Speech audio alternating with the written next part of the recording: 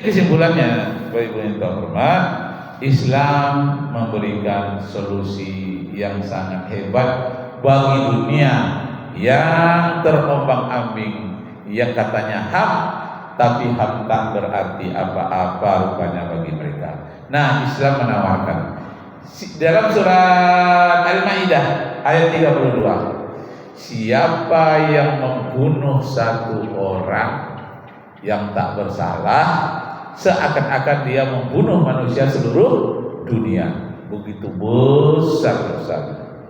Nah, apalagi di Palestina itu sudah 42.000 orang dibantai oleh Israel. Oh, dah kepala tahu. 42.000 musnah anak-anak yang tanggal kepalanya, wanita hamil yang hancur tubuhnya, orang tua-tua yang pakai tongkat, tak peduli dia.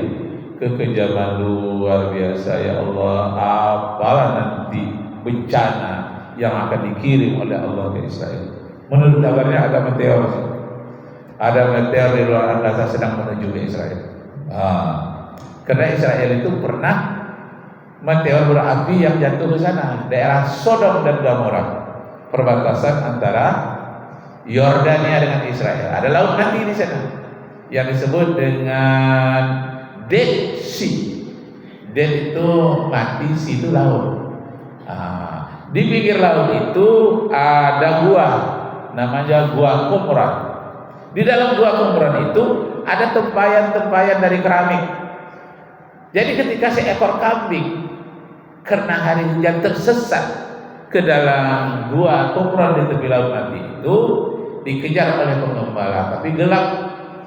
Karena dia tidak berani, jangan-jangan ada ular di dalam, maka dia melempar dengan batu supaya kambingnya keluar. Terdengarlah bunyi kreng.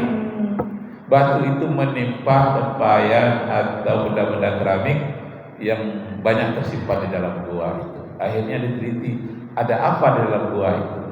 Ditemukanlah di dalam gua itu gulungan-gulungan kertas yang dimasukkan dalam tempayan atau sejenis alat, sejenis bejana yang terbuat dari keramik dan masih utuh. Rupanya gulungan-gulungan kertas itu peninggalan Nabi Daud, peninggalan Nabi Yusuf yang disebut dengan suhuf. Begitu juga peninggalan Nabi Ibrahim. Kan ada dalam Al-Quran, suhufi Ibrahim wa Musa. Ada suhuf-suhuf dari Nabi Ibrahim dan Musa. Gua Qumran. Nah, di antara dalam Gua Qumran itu bahasa Ibrani masih bisa orang membacanya. Dibacalah, disitulah ketemu di dalam kitab Taurat yang asli itu nama Nabi Muhammad. Tadi disebutkan di dalam kitab Ulangan pasal 18 ayat 18, Nabi Muhammad Allah menaruh firman di dalam mulutnya, apa yang diucapkan benar adanya. Ditemukanlah kitab Injil, catatan-catatan Injil di sana, seperti pada Gua Kahfi, orang melarikan diri ke dalam gua itu ada juga. Ditemukanlah kitab Injil, namanya Injil Yohanes, pasal 16 ayat 16, bahwa kata Nabi Isa, setelah aku pergi Muhammad akan datang. Nah, akhirnya banyaklah di antara orang-orang Ibrani yang masuk Islam. Jadi di Israel, di tengah-tengah negara Israel itu ada masjid dan ada orang Islam yang sudah menjadi warga negara Israel sejak Israel itu lahir. Ada di sana. Nah, jadi peninggalan-peninggalan sejarah telah membuktikan betapa keagungan Nabi Muhammad SAW yang menyempurnakan agama-agama sebelumnya. Itulah yang disebut dengan al-yawma ya'isal ladzina kafaru min dinikum fala takhshawhum wakhshawni al-yawma akmaltu lakum dinakum wa atmamtu 'alaikum ni'mati wa raditu lakumul Islam madinah. Jadi Islam sudah sempurna. Apa yang disebut dengan Islam sempurna itu?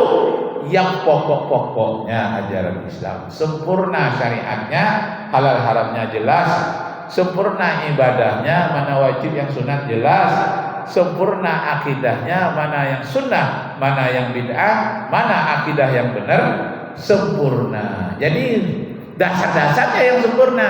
Sedangkan yang cabang-cabangnya, furu'nya itu memerlukan ijtihad daripada ulama. Maka suatu penguasa yang zalim terhadap ulama, penguasa itu pasti mati dalam keadaan tidak diterima bumi atau mati dalam keadaan mengenaskan.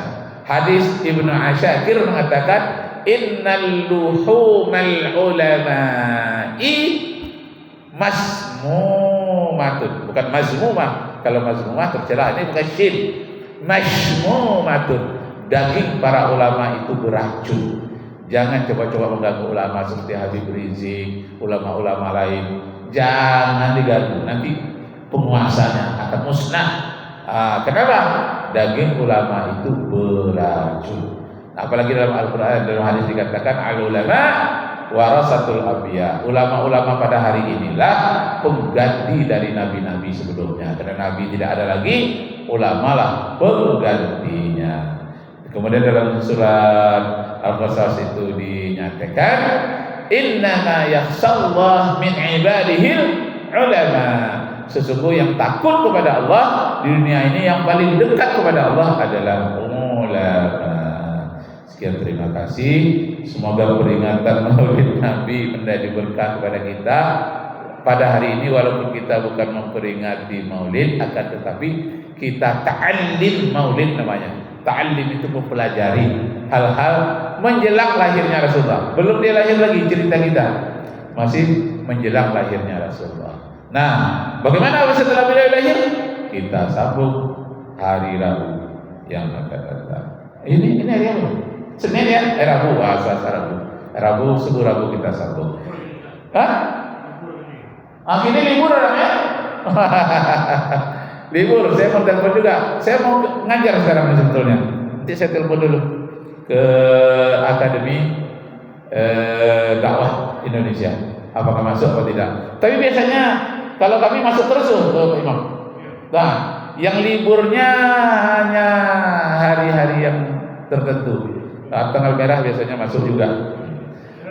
Ya, walaupun tanggal merah masuk juga kami biasanya. Sekian, terima kasih. Semoga Allah meridai kita semua. Wabillahi taufiq wal hidayah. Wassalamualaikum warahmatullahi wabarakatuh. Silakan.